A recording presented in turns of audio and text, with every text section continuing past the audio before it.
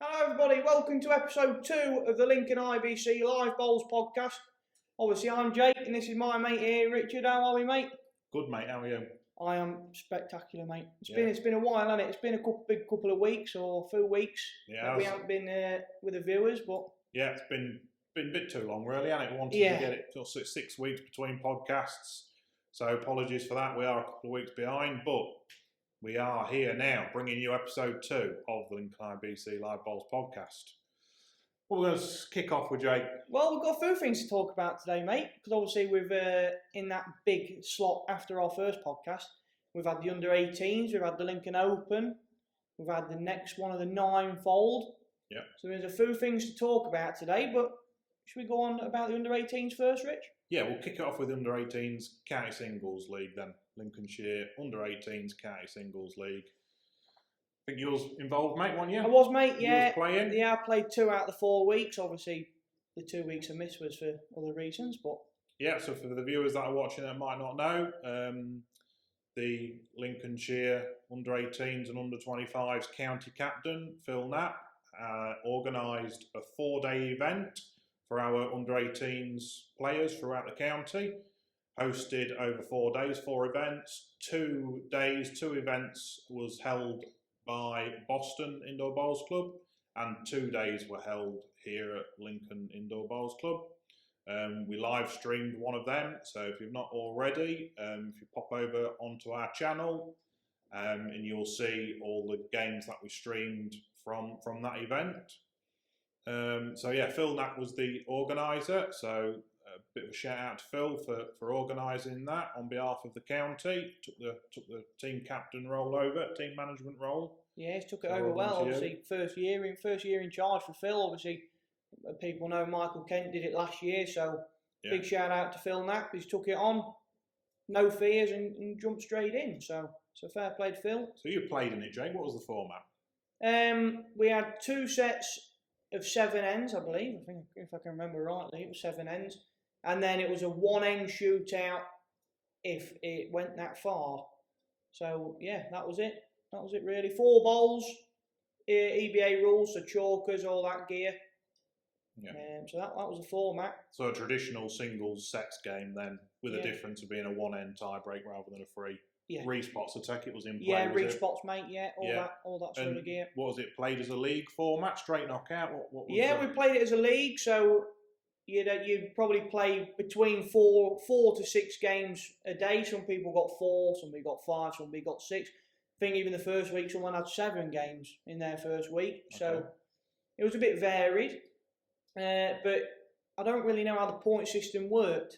I didn't really look at that really, but you got points for each set. You got points for how many shots you scored. So it wasn't really all about the overall wins and the overall stuff. It was more sets based. Yeah. So if you was getting points per end won, then if you'd lost a game, it wasn't a disastrous to your league standings. It was all about how many ends you'd won in that, game still scored your points. It was varied. It was based on a lot of factors. So it was good. It was a good way of keeping everyone in the mix. Something a bit different that was, because I mean, I'm the next generation to you, I suppose, and there wasn't. We did lots of under-25s, under-18s when I was in that age bracket, but not to the format that Phil did, I don't think. So bit of a different format to what the county's seen before. I think Phil's overall sort of view of that format was to give him an idea of what players he's got in the county. He gets to see everybody perform, and then that gives him a really good idea of who's going to be successful to represent the county in the representative games. And I think your first game is against Nottinghamshire. Yes, mate. Yeah, Nottinghamshire. 1 rink here, 1 rink at Erewash, I think. Yeah. So them teams have been picked. So congratulations to everyone that has made the team. Yeah. There is 2 teams, I believe, this year. So I think everyone's in with a shout. The Lincolnshire Bears and the Lincolnshire Tigers, I think. That's it, mate. Yeah, correct. Yeah. So good luck to everybody involved in that. But yeah, about the winners then, about who won that league. I think Aidan Brickles ended up winning it in the end. Oh yeah, so well done to Aidan Brickles. Yeah, I know he had a lot of games. I think he only lost 1 in that league. So well done to Aidan. Runner up Josh Durrans, I think. Josh Durrans from here. Here in Grantham, yeah. Yeah. Wore the Lincoln shirt on the day, so yeah, well done to Josh. Shout out from here, mate. So well done to you. Yeah, well done everybody involved. I mean, I was here streaming the day they did stream, so the games that we did film. There was some great games, mate. Some great performances on show from the young players throughout the county. So well done for everybody. Even if you wasn't successful in being picked for the county representative team, you still really played some good bowls. I mean, like I say, I was there all day and watched some real good stuff. So well done to all involved, really. Yeah, I think that wraps that up. Yeah, so that was the under-18s. Let's talk about some of this. I think we've got to talk about the Lincoln Open singles, haven't we? Well, I think we've got. Before we do that, we should say that the Lincoln Open, it nearly doubled, probably over doubled the size of our channel what it was before. I think we grew double in like 3 days or 2 days, was it? Something like that. I mean, just go back a step. So Lincoln Open singles is as it says on the tin, really, it's an open singles tournament, open to anybody and everybody throughout the UK and beyond who would like to enter it. It's part of the Open Singles Circuit, which is now run and monitored by the EIBA. And Lincoln are the first on the calendar of the indoor season. So we host ours early October. So we are first on the calendar and always have been. So that's a bit of a privilege, I suppose. It's always a great turnout, isn't it? Oh, I mate, mean, we get some real top bowlers enter, don't we? Get compete for it. some proper class acts in, and even outside of the players, we get a lot of people in to watch, and it's just a great atmosphere throughout the whole thing, isn't it? It's a big item on the calendar for here at Lincoln, and it will be for other clubs as well that host open singles. It'll be a big item on their calendar as well. So yeah, like you alluded to it, we streamed lots of games, Jake, didn't we? From the Friday night session all the way through to the Saturday conclusion. Exactly, yeah. We didn't miss a session, obviously. We streamed a lot of games, a lot of great games as well. Yeah. Some really top stuff, really, great stuff. We had a few of the top 16 in. Yeah, so we have 64 entries. You enter via the EIBA website to open singles circuits. We have 64 entries go out, so you can anybody enter via the EIBA, and then we have another 16 entries that are exclusive to the club because we host on a Friday night as well. We have like a pre-qualifier, like a prelim round, if you like, on the Friday night for any local players involved that don't want to enter via the EIBA website or miss the entries on the EIB website, so have to fall back to the Friday night pre-qualifier, if you like, for localish players. Yeah, so we have 16 there, and then 64 entries. So that's a total of 80 entries. So 80 players involved. Straight knockout. Prize fund for that's £1,000. Yeah. So the winner receives £1,000. Like I say, it is a prestigious event for Lincoln to host first on a calendar. And it's golden opportunities for people like us. You see, obviously just started with streaming, and bringing that to all the viewers was really good, wasn't it? Like I say, really good quality bowls on display, isn't there? I mean, you alluded to it right at the start. We started the YouTube channel in March. Yes, no, hang on, not March.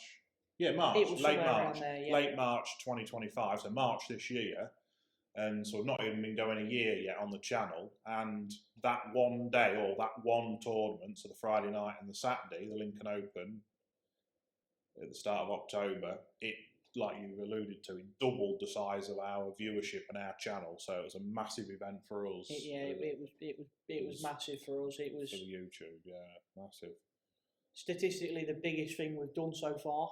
Yeah, we've got the most statistically the most watched video and the most likes on the channel on there, which was the final. It was over 100 likes. It was, yeah, and we've had really good views. A lot of people tuning in to view that, and that's probably down to the fact that two big boys made it to the final. Oh, mate, it was so entertaining as well. Yeah. You know. We won't spoil it. If you haven't seen it, by all means, drop on the channel. Just search for it, Lincoln Open Singles Final. You'll come across it. It was a Les Gillett versus Wayne Wilgris final. So if you know bowls, you'll definitely know them two names. Big names in the indoor bowls here in the UK. Both in the top 16. I think Les is up to 5th in the world now, I think. And Wayne's up there as well. So big names in the indoor bowls. And them two battled it out in the final, didn't they? Exactly, yeah. I don't think we'll give the result away. By all means, nip on that video and watch it, because it's an absolute corker of a game. I will say one thing about that final, and something we probably forgot to show the viewers in this one. Maybe you could put it on screen for them. Yeah, I can put it on the screen. It's that golden moment where Les comes up to us and says, "Put 2 on the board, Jake." Yeah. And he goes and draws it within inches. So I'll put a short clip on here. You'll be able to see just a very short snip of it. There's some funny moments, won't there? So if you haven't already seen it, go and search for it, and go and enjoy it, because what a game! What a game! Put 2 on the card, Jake. Oh, do you want me to put 2 on the scoreboard? Les is telling me to put 2 on here. No pressure now.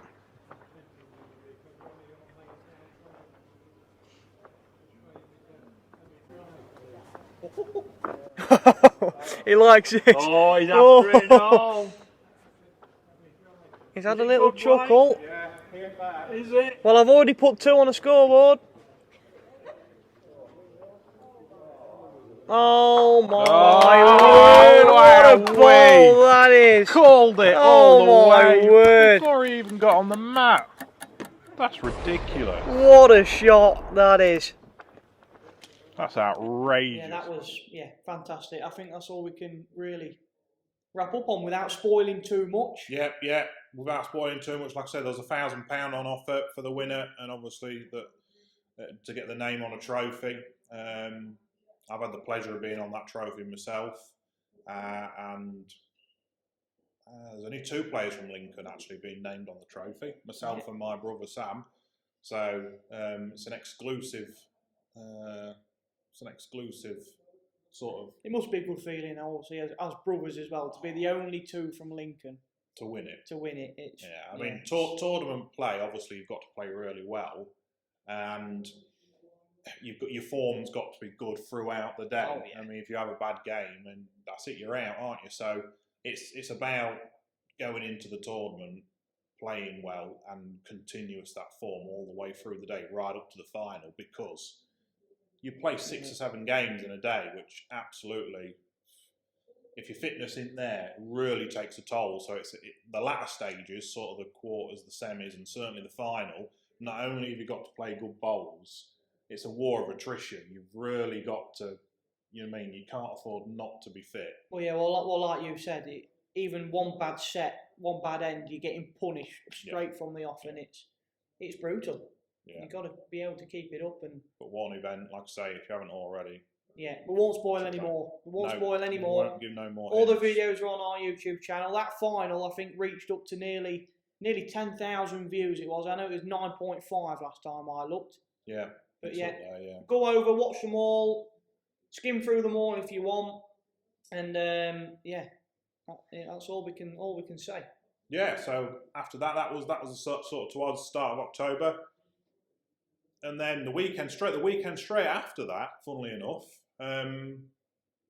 we did Ninefold, didn't we? Yeah, hit us back with the Ninefold. It was back with the Ninefold. So if you haven't watched the Ninefold already, it's a tournament that we host here in Lincoln, new tournament, and the inaugural tournament was in the summer of this year, so summer 25.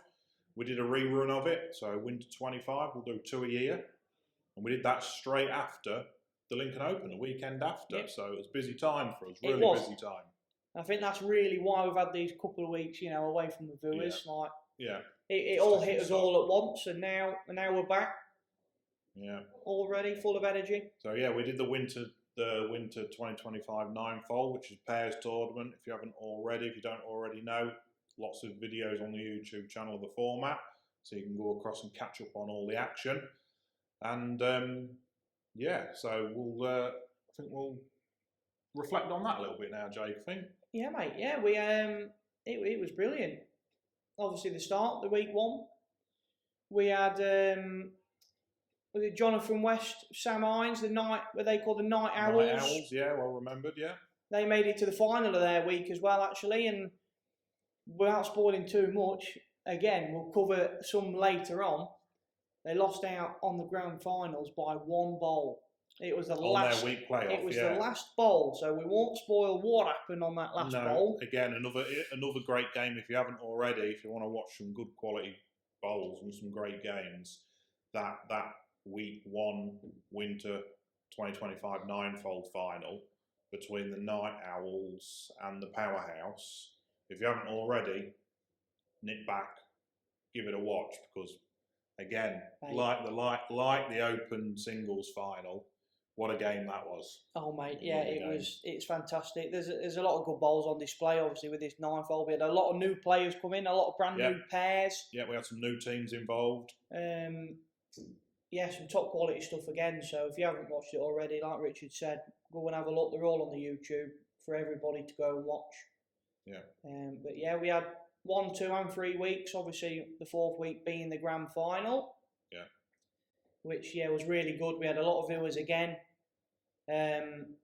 Sponsors as well. Some brand new sponsors. So thank you to LCR and Foster's Butchers. So really, really a big thank you to them. Yeah. Yeah, we'll come to them in a minute as well. Yeah, sponsors, we will do. Chat about them in a minute, but yeah.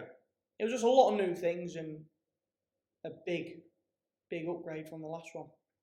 We've actually got a couple of guests on today's podcast. We can't have a Lincoln IBC Live Bowls podcast without a couple of guests. We do, mate, and it is 2 new guests this time. Yeah, 2 brand new guests. And it is the Ninefold Bowls Invitational Winter 2025-26 champions, Powerhouses, Sam Ashton and George Draper. Welcome on, guys. Come on, yeah. Not just to mention, not just Powerhouse champions, not just Winter Ninefold champions, also mate. They are the current reigning County Pairs champions. So yeah, well done, guys. Great season for the pair of yous. Yeah, welcome to the podcast, guys. So, we're just going to ask them a few questions, Jake. We're going to pick the brain, aren't we? We're going to pick the brain, folks. Should I kick one off? Go on then. Sammy, when and how did you get into bowls? Well, I got in bowls, Jake, due to my grandparents.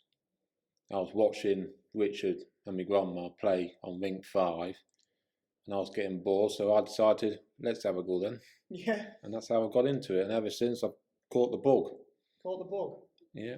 And back when I was younger, there's one really a lot about really as what there is today. So bowls is really the next best thing, really. Yeah, I can remember that. I can vaguely remember that. You said it was on Ring 5. I ain't got a clue what rink it was on, but I got a memory of that because Kath and Ron, our grandparents, who sadly are no longer with us, we lost them quite a few years ago now. But like I say, we came in with them, didn't we? Yeah. And we always used to go fish and chips after as well, didn't we? On a Saturday morning. Yeah. Yeah. Yeah. So we'd just sit in there and eat, didn't we? Yeah. And we knew the server in the end, didn't we? Yeah, it was that regular on a Saturday morning. She knew us. That was a regular thing, wasn't it? Yeah, she knew us. I bet it was for at least a year, wasn't it? Would go every Saturday morning. Yeah. Come down for a roll up in the morning and then go for chips about 12 o'clock on a Saturday. How was the excitement then, Sammy? Obviously, never tried bowls before, and you get on, and if you can remember the first few you chucked, how's the feeling? You're thinking, oh, I could get into this. Yeah, I mean, I always knew how to get on really. I mean, my grandma was a national level champion player herself, and Rich has been playing to a good standard at the time.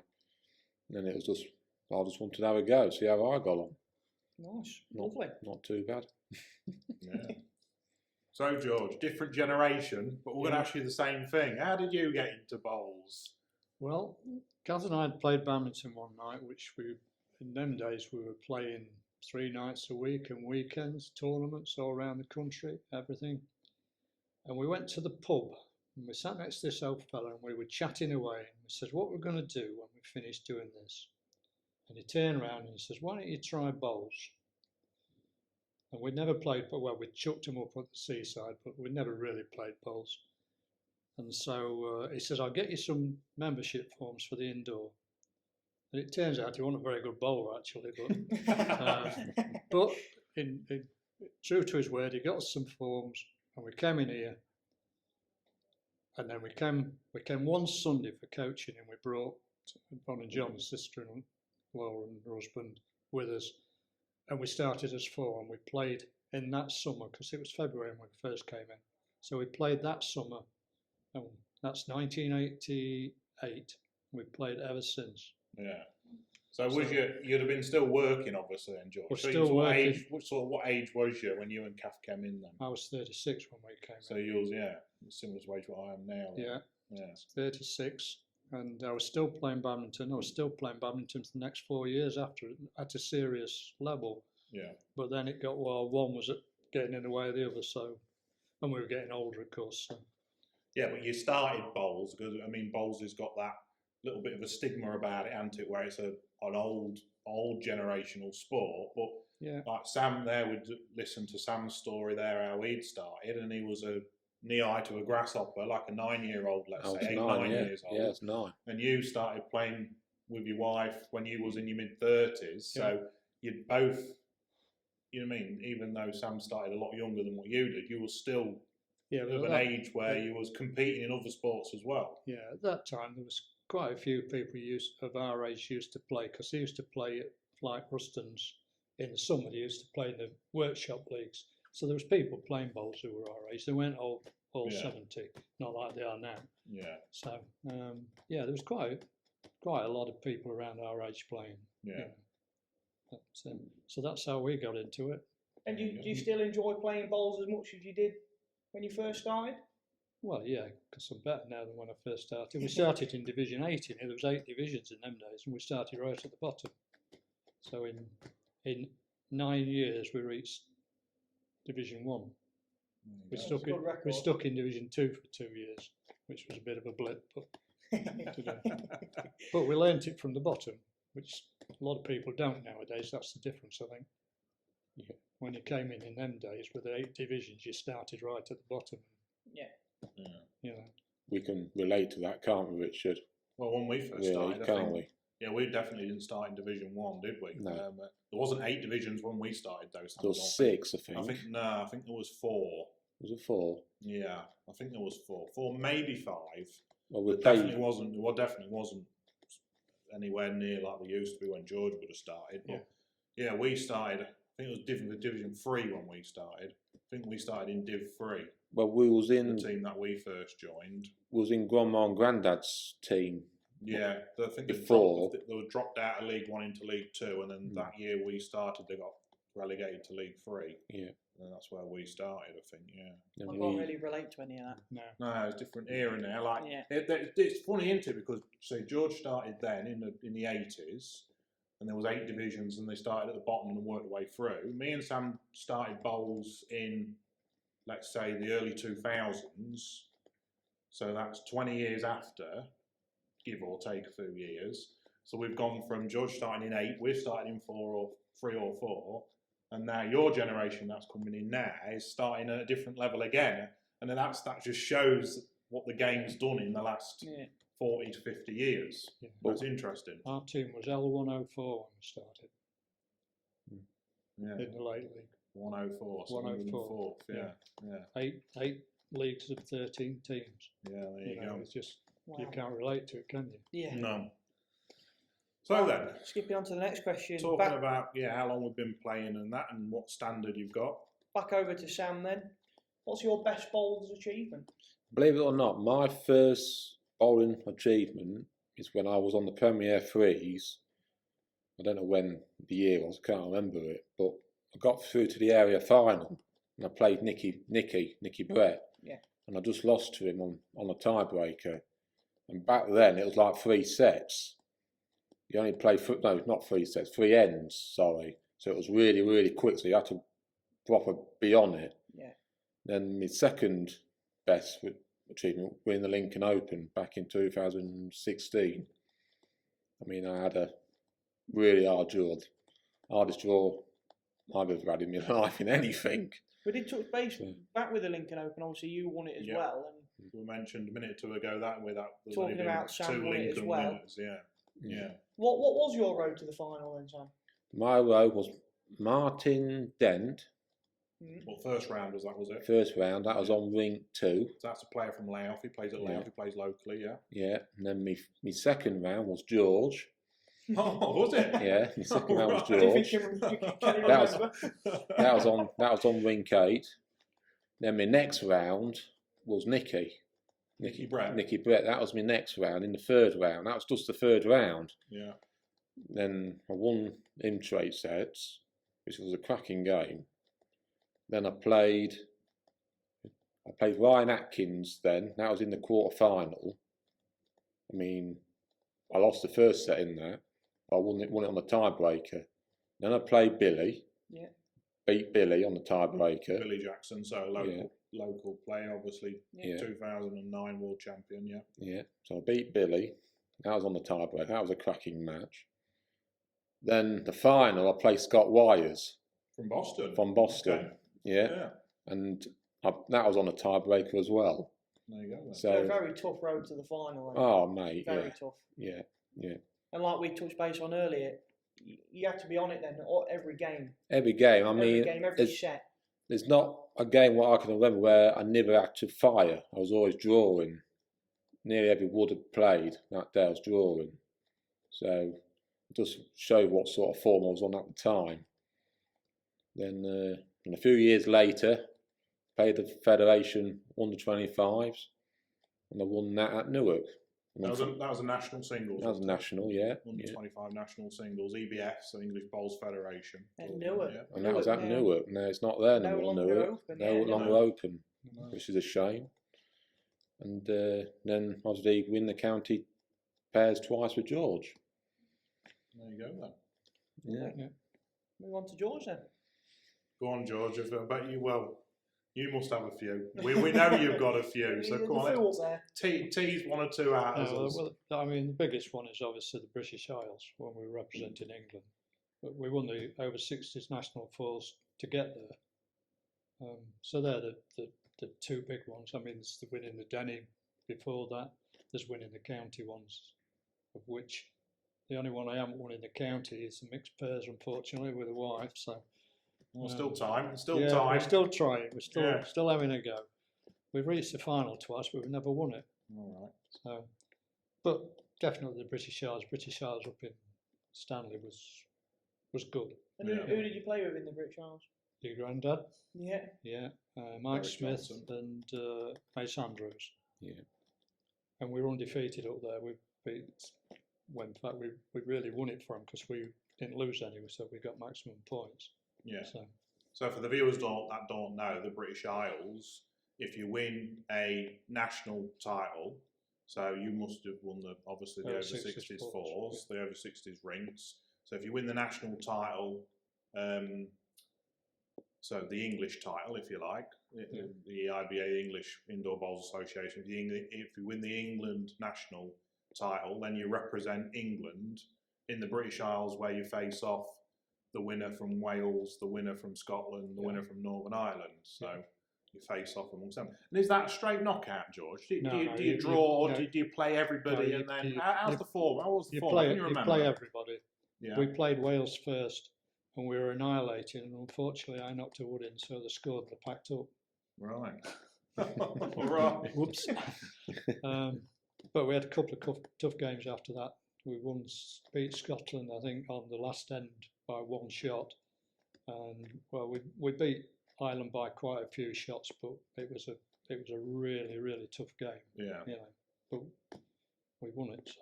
Yeah. So to represent your country in a national event like that must have been. Yeah, it was great. You know, so it was over 3 days. So you were up there with the rest of the team, and you know, it was a good time. Yeah. Where was that played then, George? That was played at Stanley, Stanley. So Stanley up in Durham then. Yeah. on top of Asda. Yeah. Yeah. It's above a supermarket. Yeah. Yeah, it was like playing in a sauna. Even Smithy had to take his coat off. Wow. You know, Wow. I mean, that's Oh, God. how Well, hot that it tells you was. You know, Well, it's Stanley as well. You mentioned Stanley as well, and you mentioned there being part of the Lincoln Denny Cup team that Yeah. won back in 04. He was 04. Was it 04, 05? Yeah, 'cause Something I- like that. I It was was around minus- that I was time. -3. It was around that time, and I was just getting into bowls then. I was 9 years old, or around that age, 8 or 9, maybe even 10 myself. And I went with my grandparent to watch because Lincoln put a bus on. Yeah. And we went up in a bus, and we bought tickets to get on the bus and go watch it because you played the semis and the final on the same Correct. day. Yeah. And I watched, and that was I can vividly remember them games. I can't remember exactly what happened in the games and who played with who. I was too young, but I vividly imagine watching them games as a little 8, 9-year-old and actually thinking, I didn't know this. This is bowls. This is like, that was my first little bite of top level bowls and watching it, and the atmosphere. I don't know, in bowls it's second to none really. Yeah. You can't really describe the atmosphere, and that was my first, you know what I mean? This is what I could be involved in if I get to that. And I remember watching you guys playing in that as a little kid. It was Oh, and that yeah. was at Stanley, above the supermarket there up Yeah. at Stanley. I mean, there were people watching that with air horns and rattles, and There there was, was yeah. all sorts going on while you were playing. It was like a miniature version Yeah. of a big football It game. was, yeah. Yeah. Yeah. Yeah, it was boom. brilliant. Going back to your first question, Richard, I think me and you had a good achievement as well this year, haven't we? Yeah, we did well in the summer. Is that we did Yeah, well in the yeah. summer, didn't we? Yeah, And you as well in the triples. We got to national finals in the summer competitions, didn't we? yeah. National got to the Summer. semis, didn't yeah, we? We conference got to the semis. semis in the triples as well, didn't we? So Yeah, yeah, that was a good achievement. A really close game as well, wasn't it? It Just was. missed out by 1 or 2 shots, really. just one end really. What cost us, didn't it? In that Yeah. semi. Yeah. So yeah. So There's we one- both. One more for me. I won the county singles when I was 70, which Oh yeah. which that wasn't so which long mu- ago. Yeah. which must be an achievement. Yeah, I think. To get it at 70. Yeah, no, I think you are. Yeah. I think you are. I think I remember when you won it, and I think Graham Smith is the county competition secretary. I think he put a post on there saying you were the oldest Yeah, on yeah, record. You're county the oldest singles. county singles champion on record up to Yeah. now. So it just shows that, in the last sort of 20, 30 years, you've played at that level and stayed at that level for consistency. It just proves that our sport in bowls, I mean, a 30-year-old could compete at the same level as a 65, 70-year-old. I mean, there's Well, you can play at that level, can't you? It's something getting to that level, but staying at that level for that long is Yeah. it's an achievement in itself, really. You had to change legs to do it as well. Yeah, that's a point. So we've talked about you individually then, and what you've achieved and what you think your best achievements are and how you got into bowls. We've got to flip back down to both of you. And how did you end up playing together? How did you end up meeting, and getting to the top level we are now together? Well, from my point of view, I played with my brother-in-law against Richard and Sam in a club competition here, and we won. But we finished the game and we said, we've got to play with these lads because they're coming up and they're going to be good. And, well, I've played with both of them and Sam individually ever since. Because obviously they were going to come up through the ranks and be good at the game. So that's my bit. That's funny, I can't remember that. Well, I ain't got no recollection of that at all. So we must have played in a club You pairs. played it must in have club been, was it? pairs. Yeah. John and I. Oh, he was on ring 3, brother. What do you mean? Yeah, was He on ring can't knows remember it, mate. this. He knows Can't it. remember was this, on guys. was on ring My 3. I recollection. think we lost B5 in the end, or 6 in the end. Did we? Yeah, I think we did. Yeah, but I could ask you about a game 2 weeks ago and you wouldn't know. Oh Then Well, When was I'm you- the same. I can't remember Mike Sanders. and when we were at the age, we used to get at each other's cat and dog, weren't we, a bit, weren't we? Yeah, when we first started When we playing, first started playing we with were a bit each other. hot-headed, weren't we? We Yeah. struggled to play with each other. It was all right in triples and fours, wasn't Yeah. when there was somebody else with us in a ring. But when it was pairs, when it was just me and you, when we was younger, Well, Grandma and Grandad was the same, weren't they? yeah, you end up like getting on at each other, don't you? And Yeah. it struggles. So And Grandma was the same, wasn't it? But now we're better now with each other in the pairs now, aren't we? yeah. Back in the day. I mean, I still play with you, George. Yeah. We've always been a good side, haven't we? Yeah. So there you go. Then. Yeah, I think that wraps up the questions. I think we've got So- a few things to look back on now. Yeah. So what we're gonna do now, folks, we're just gonna reflect on obviously the team powerhouse here. Sam and George won the winter Ninefold just a matter of a few weeks ago. So we've got a few clips that we're going to show the guys, and we're going to reflect on some of the shots that were played, what they played themselves, and what was played against them in the final. They played the Tacticians in the final, which were the reigning champions. So we're just going to play a few clips, guys, and we're going to watch the first clip then, guys. If we press play on there, Jake. We'll go for the first You'll clip. be able to see it. I'll edit in up here, guys. So this is the final, obviously. All these clips are from the final. This is the first set, the third end of the set. You both won an end each, it was 1-1. Sammy's got a few on. Sammy's got one on here. And Sammy'd got one on, so the grey bowls with the white stickers are Sam's. Kev got arguably a bit of fortune off that front bowl to get shot there. But then this is the next bowl here we're going to discuss. He'll still be looking to play the same trail pot to all these grey bowls of Sam's. So yeah, I was saying there on commentary. Change of shot choice. I was saying on commentary there that even though Kevin got the shot, I think George would have been looking to play this shot regardless of whether Kevin got shot there or not. You know, going down 1 up or 1 down in this situation doesn't change your shot choice. So I'll put the clip in here, guys, so you'll be able to see it. But I say George is on the mat now playing this shot.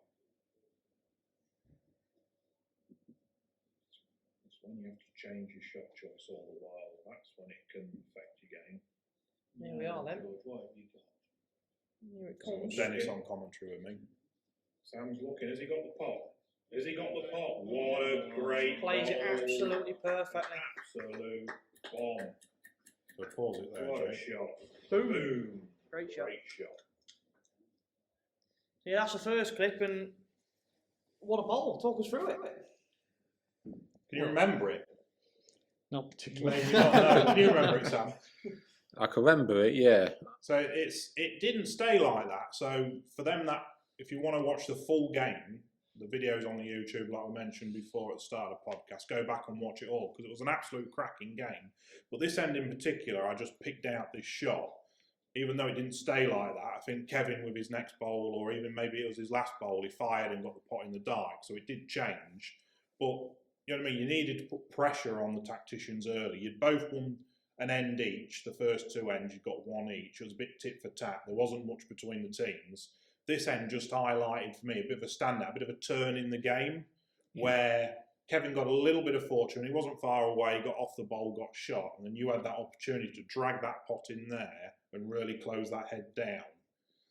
I mean, you probably look back on it and think, well, it's a no-brainer. Of course I'm off to play that. But for them that probably have only just got into bowls, I mean, what sort of shot, what makes you choose that type of shot? Well, to win it the other hand, I had to draw within half an inch with a wood in front of it, which was never going to be easy. And we were already down to that wood, so there was nothing to lose by going in that way. If I'd hit the wood, it wouldn't have mattered. It wouldn't have changed the score at all. And obviously, to make a lot of shots out of it, it was a shot to play. Yeah, and to play it with that sort of trail where you had to trail it a foot, to play it with that sort of dead pace to get it in there. Because if you'd hit it too hard, you'd have poked it out the side and you might have laid, but there'd been loads of room to draw the shot. But to play it with that perfect place, to absolutely nail it in amongst all them. Well, I don't know. That's the way you look at it and the way you play it. Especially for new bowlers as well. New bowlers would look at that and it would absolutely blow them away. Yeah, like I say, George could have played the other hand and he still had a draw on the other hand to get fairly close to the jack, but he just said there it would have made it. I mean, dead draw would have made 1 shot, wouldn't it? When it would still be there for Kevin to play through it. Whereas I know he played through it anyway, but it was a lot easier to play through it off that hand again, rather than playing up the backhand to smack it. Yeah. Exactly. Yeah. So Right, we'll go for the next clip then. Yeah. Doing a fantastic job. So Sammy this time then. So there's Sam, yeah. So you'll see this is the same set. This is the last end of the first set. So you'll see you're 2-1 up. So you need to win this end to win the set, basically. Yeah, it's a cracking start from Sam. Yeah, There you go. shot, brilliant shot. Sticks it right on the back of the jack. And then Going all out. the clip keeps rolling. So Danny was the tacticians. Tacticians were the reigning champions. So we got Danny Brown leading against Sam. So Sam nailed it with his first one. Danny playing the opposite hand to Sam. You'll see this, guys, in the video. I think, mate. I don't think it's his pace. So Danny missed. So we all know Danny Brown and what he's capable of doing, especially on a draw. So he happened to miss. He got tight, and then we all next bowl Sam. Just watch this. I picked this one out as, you know what I mean, consistency. Really shouts out to me consistency. This does. But it's good. Yeah, And you just literally played exactly the same bowl again, dropped right behind the pot, and it fell in. I'll close it. So yeah, that shot there to me, you got your first one on it bang on, which, you know, any capable bowler can do every now and again. But then your opponent misses, and then with your second bowl, consistency is the key, and you're going to nail it right behind it again. So what's the secret to that? Or is there a secret? Or is it pure luck? Let us know. I mean, it's not. What do you It's reckon? definitely not pure luck. I mean, I've been leading, as you know, for many years, and all what you're trying to do is bowl to that little yellow thing, and all that's what you're trying to do. You're just trying to put pressure on your opponent, Yeah. especially against Danny, who is one of the best drawers I've ever seen. Yeah. Who I've ever played against, especially in singles. So you just try and get it in your opponent's head that you can beat him. Yeah, so it's And about... that's the secret in all sports. Yeah. If you can get that in their heads that you can beat them, Yeah. and it that's was the thing to do. And that was like a key point, wasn't it? Where, okay, your first bowl, you nailed the jack, you had the first bite at the cherry, if you like. Yeah. Danny misses, and you definitely put that pressure on straight away, where it's like you're getting into his mindset saying, okay, if you miss, I'm going to nail it again all day long. And it's getting that. Yeah. And if you get that into your opponent's head, Exactly. puts more pressure on them not to miss, because he's always got that back in the back of his mind.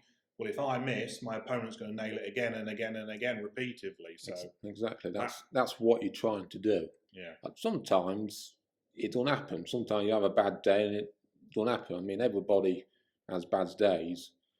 I mean, that's what you're trying to do against top players. You got to get it in their heads that you can beat them, Yeah. and you can draw like that within inches of them. You're putting a lot of pressure on them. Yeah. Instead of them going to the mat thinking, I can get this shot all day long. Instead of they're going to that mat thinking, I've got to get this shot. yeah. I've got to get it. And that's when you start putting the pressure on them. A flashback then, Sammy, when you says that Danny could be one of the best drawers you've ever seen, especially in singles and all that.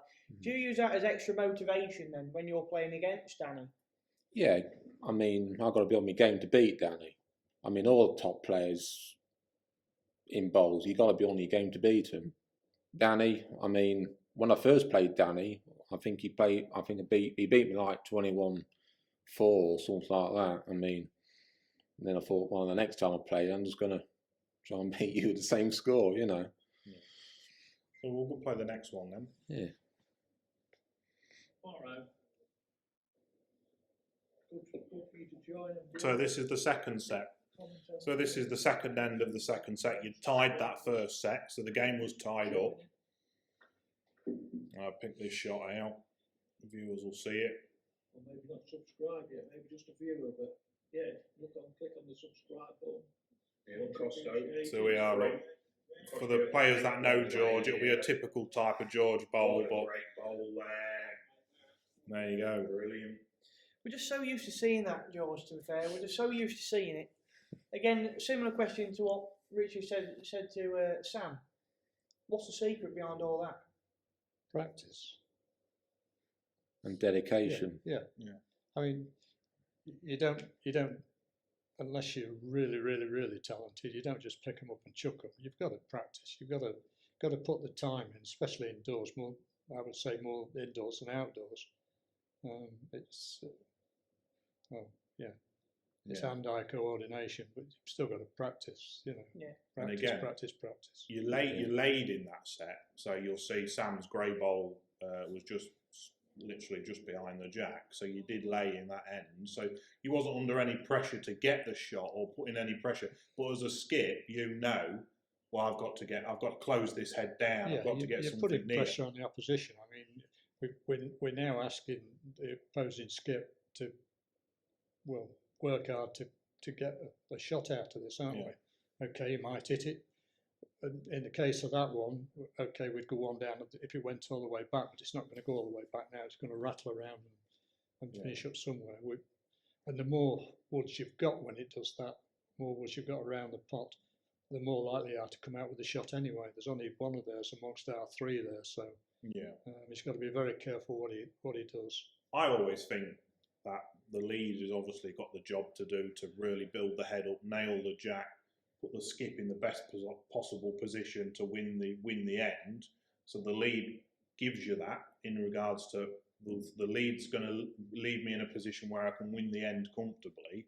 Then the skip's job, when the lead is doing his job to that level and leaving you in them good positions, for me, the skip's job then is to make it as difficult as possible for the opposite skip to win it. So whether that's like that we've just watched there, you nailing the jack and making it really tight head for Kevin to get shot, or in some scenarios where we might see in a minute or two where you have to put a positional bowl in or something different away from the head to make it really difficult for the opposing team to win it. Kevin had two options after that, don't he? He either tried to draw it, in which case he had to bowl an inch perfect wood, and even then he'd probably lose it because if any movement on it went to us, or he fires at it, and as I say, it's not actually going to come out the head very well because my wood's right behind it anyway. Yeah. We'll watch the next one. See what we've got next. The next one then. Wood. So this is the same. This is the same end. We've just watched that bowl of George's come down and absolutely nailed the jack. You'll see there. So this is the immediate response from Kevin. So he chose not to fire. An absolute drew. Okay, he didn't get shot, but an absolutely cracking bowl and actually got second. And which is a very valuable second bowl as well, obviously. Playing end two, already 1-0 down, dropping a 3.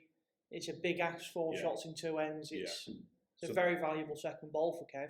Yeah, I think the clip didn't quite pick it up, but before Kevin played that bowl, what we've just seen come down and get second shot, before that, I think Danny, his lead, was asking him to play a little runner, a little bit of a timer, to move the jack or move the bowls to open it up to try and get the result. And Kevin actually decided, no, I actually want to try and draw this because I think I've got more of a benefit to try and draw it. Thinks he had more of a chance. So the skip went against his lead's advice and decided, no, I want to play this shot, stuck to his guns and absolutely pulled out a corking bowl to get second, in my opinion. Yeah. If it had run at it there's 2 of my woods over on the right hand side as you're looking at it, left hand side as you're bowling. If he'd have run at it, they would have actually come into play because that pot wasn't going back to the back of the rink. It was actually going out to that side. Yeah. And in that case, wouldn't have been really any better for Kev. No. So it just shows you didn't have it all your own way in the final. I mean, the opposition he was playing against were playing some really good stuff, weren't they? Danny then starting with a couple here. This is the 4th end of the second set, so the penultimate end of the game. Yeah, you play this end as a tie-break end, don't you? So you'll hear me on commentary saying you need to play it as a tie-break end. What's his pace like here? What's his pace like here? Oh, what an absolute bomb! Brilliant bowl. Sounds like you're excited about that one, mate. Well, Danny had nailed it with his first bowl. You'll see there, Sam on that occasion actually missed with his first 1 or 2 bowls. Danny got Sam under pressure, and you come straight back at him, Sam, and saying, right, I'm going to nail it myself now. Yeah, in my mind, with the first bowl, well, it looked to be off the upper hand, off the mat. I changed it, didn't I? I said, no, you're better off bowling it here because it came down the inside, the outside hand for a start. Yeah. Which is not the greatest hand in the club either, you know. then you put me right, didn't you, my Yeah, mate? it's Such an changed you important around. time as well. Yeah. Such an important time like that as well. Obviously, Danny within inches and just going and drawing it off on the last end really puts pressure So a on little Kev key, again. that little moment in the game, which turns out to be a key moment, where George, there with his experience, notices that Sam's tried to bowl the other hand. George has noticed throughout the game that hand's been playing a little bit more inconsistent, a bit trickier. He's told Sam, right, no, actually switch back to where it's still drawable off this hand, round the red bowls with Danny's. And Sam listens to his skips, takes the advice on board, switches his hand and draws an absolute corker like that. If George had not had said, switch your hands, Sam, would that end have played out different? Who knows? It's hindsight. But that little key moment in the game where the experience comes into it can absolutely bring out a massive result like that. Because in my mind, because of that first one, because I could see more of the jack off the other hand, you see. Yeah. So that's why I played it So on my first off that end. Off the mat, it looked different to what George was Correct. asking you to play, basically. Absolutely. Yeah. There you go. So without that input from the skip, it made a big difference. It might have been different, yeah. Obviously, it's still the same end. Danny's trying to respond to that last bowl of Sam's. A bit of a timing runner here. Trying to take Sam's bowl away, you'll see. He's close. I picked this one. Oh, wow. Oh, dear me. Yeah. I picked this one because, okay, Danny didn't hit that perfect, but he got the result. Yeah, well. And he actually made shot there. The red bowl there, slightly behind the jack, you guys will see it. That actually turned out to be shot. So it doesn't always, you know what I mean, you don't necessarily lose to a perfect bowl. No. You know what I mean, you can miss slightly and still get the same sort of similar result. Exactly it. Yeah. He's won it. He's got the shot. He lays the one. It's got to go. It's got to go. You know what's coming here, don't you? It's got to go. Yeah. Yeah. That red ball up for I sure. think Sam remembers this one. Yeah, I remember this one really well. It's all happening. In your mind, you're thinking, you bleep, bleep, bleep. You know, you think, right, it's going to go. It's got to go. You know. There we go. So you just decided to play a bit of a runner, try and flick it off. Needs to bend. Needs to bend. Needs to bend. Oh, what a great bomb! Yeah, hell of a bowl. Obviously. So was that discussed, or did you naturally go and play that without much communication? Well, we obviously talked about it because I was saying, well, there's all these around it. You may as well come, even if it had been a bit tighter and got the back of the woods, would have still been all right because it's got 2 woods back behind the pot. So we had everything to play for, didn't we? Everything was there for us, really. Yeah. You know. So not only did it feel natural to go and play that, Sam, you discussed it as well, and that was the right shot. Yeah. And you had to go and execute it. Yeah. And he played to perfection as well, so. Yeah. Oh, wow. What have we seen? Great stuff here from both players. For a minute, I didn't think it was going to get down in time. When I let it out of my hand, I thought, well, Leaves himself. Well, we said on commentary there, is it going to get down to the ball? We weren't sure near. On the cameras, it didn't look like whether he had a chance or not. because I thought I was just going to get off the red wingwood there, but like I say, I got it perfect, clean as a whistle. Yeah.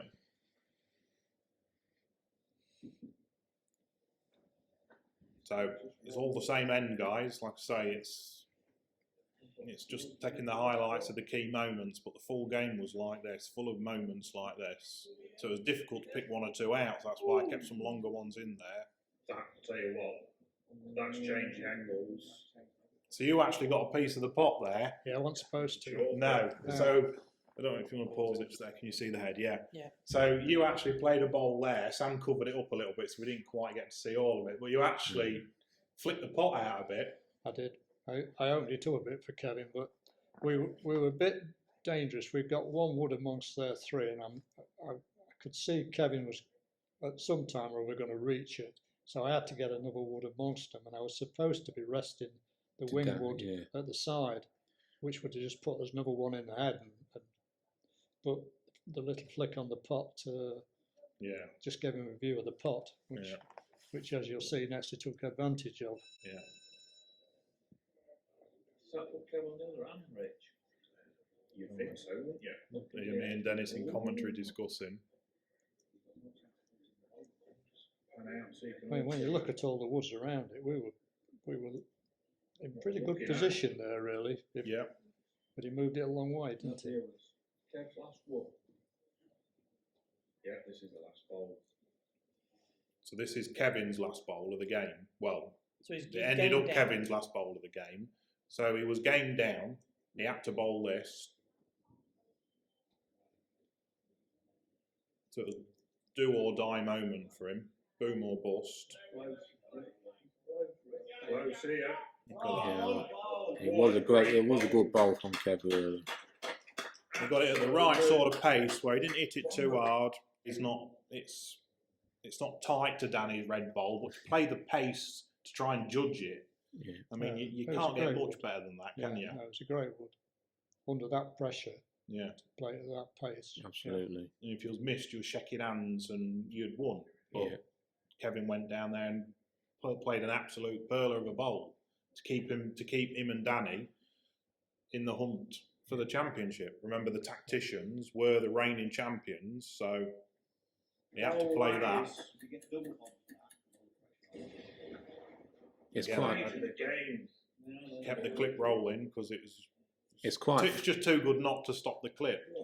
It's quite funny, really, because when George went down to send his last bowl, Danny did say to me, "He'll draw this, George will." Did he? Oh, I Yeah. didn't know that. Yeah. He didn't pick that up on the Yeah, cameras. he'll say he'll draw this because Danny was standing on the bank, Right. over the bank there. He said he'll draw this. He will. So out the zone of the microphones and the cameras, Danny reckoned George was going to bowl it. He had that gut feeling. Yeah. He's seen it so many times. You might notice I took a long time over that one for me because I don't normally take a lot of time.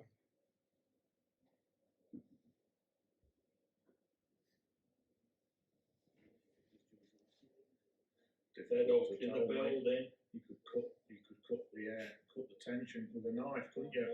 What's the pace like? He's only gone and drawn Yeah, the shot. fantastic shot. You know what I mean. What an Just let that play out absolute 5 seconds.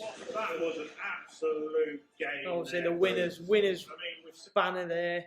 So yeah, so Kevin went to the mat 1 down. You guys laid the championship. He goes and pulls an absolute pearler out to trail it round there to make 2. He didn't need 2, 1 would have done.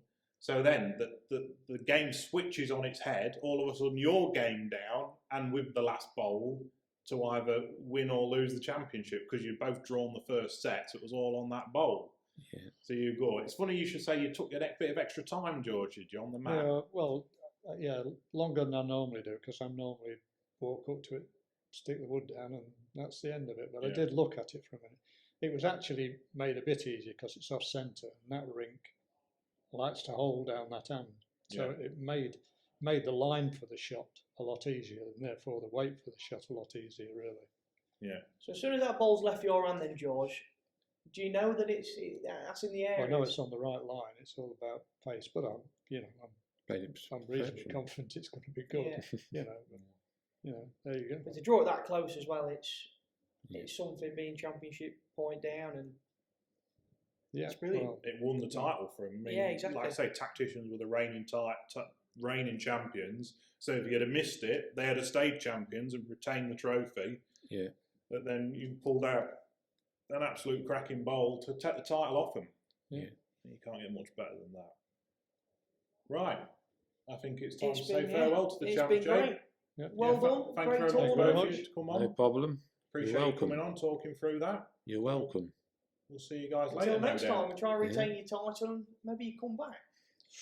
Hopefully. In the summer. We'll be in the summer, Yeah. my mate, won't we? Cheers, guys. It's been Right, great. thank you very Right. much. So, now we've talked about that, we've said farewell to the champs, Ninefold champs.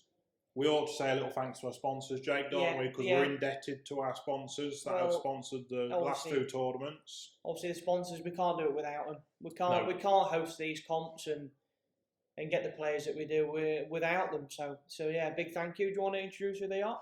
Yep, so the Lincoln Open, the Lincoln Open Singles Circuit, which we spoke about at the start of the podcast.